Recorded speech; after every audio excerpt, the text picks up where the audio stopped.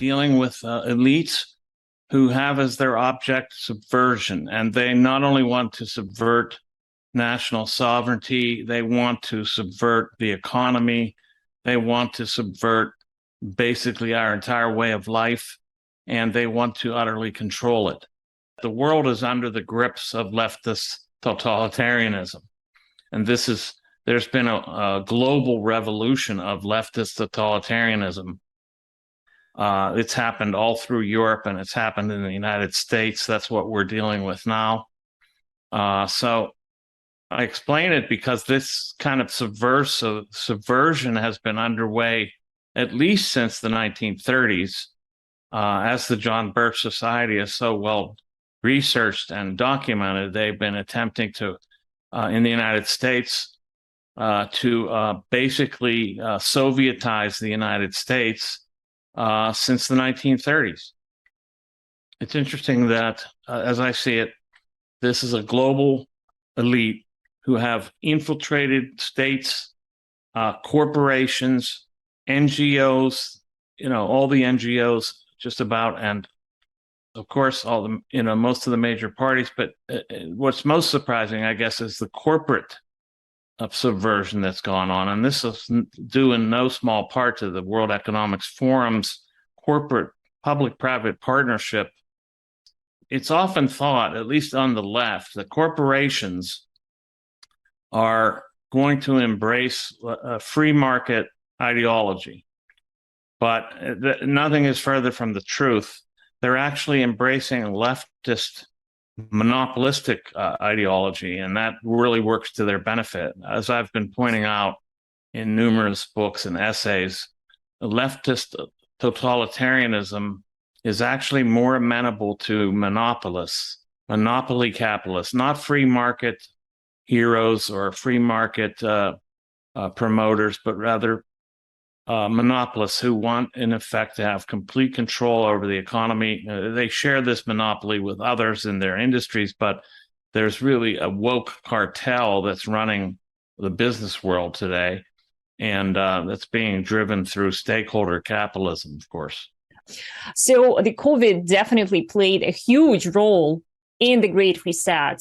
Please tell us all about it. Yes, I mean, if they didn't plan it, it's surely they seized the opportunity, as they suggested, to bring about this worldwide change of the economic and social order. So the way it's worked, so the stakeholder capitalism model is about creating a cartel, a woke cartel that effectively drives other businesses out of business. That if you're not a member of the woke cartel, you won't survive. This is being driven through stakeholder capitalism and the mechanism of stakeholder capitalism, which is the ESG score, Environmental, Social, and Governance Index. So once you know what the object is, which is not a fairer, greener future, but a future in which you have elite control over industry, government, culture, and everything else, a kind of monopoly as under socialism, because socialism is nothing if not a monopoly. That's really what it boils down to. It's a monopoly over everything, and that's exactly what they want. It's just a different contingent rather than the state itself alone. Now we have a corporate state hybrid is effectively what's going on. So what they want is these monopolies. So COVID actually accelerated this drive. They managed to eliminate mid-size and small businesses by the millions, driving more capital toward the monopolistic corporations on top, like Amazon, like Walmart, like Facebook, like Apple, and so forth. So while COVID crushed these small and mid-sized businesses, it actually benefited to a great extent these huge corporate monopolists, and it increased their revenues, their profit shares, everything. So COVID effectively drove home what the Great Reset project attempts to undertake. And also what would be in effect is the technologies of the fourth industrial revolution which are meant, now that you have these people in place, you need to control them. So they propose to use digital identities, central bank digital currencies, the Internet of Bodies, invasive technologies, even ingestible and insertable technologies into the body that would not only control and monitor everything about a person, but would also possibly even control their thoughts if they have if these brain cloud interfaces were effectively implemented. So it would be a nightmare.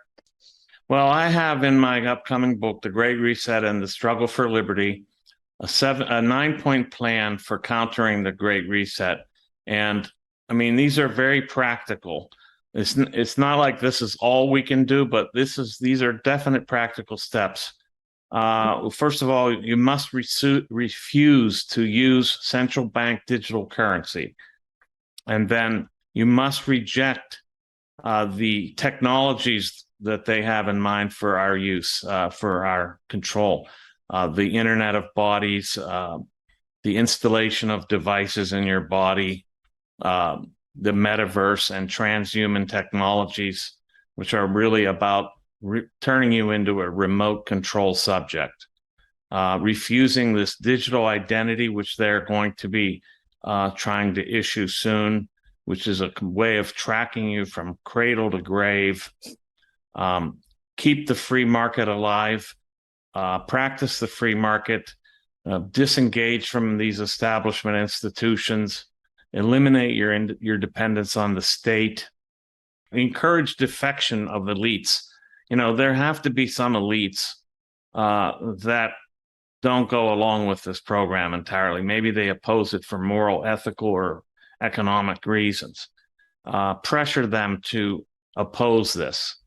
And then, of course, network with like-minded individuals to spread this or related plans, and get a body of people to refuse this project. I call it the grand refusal.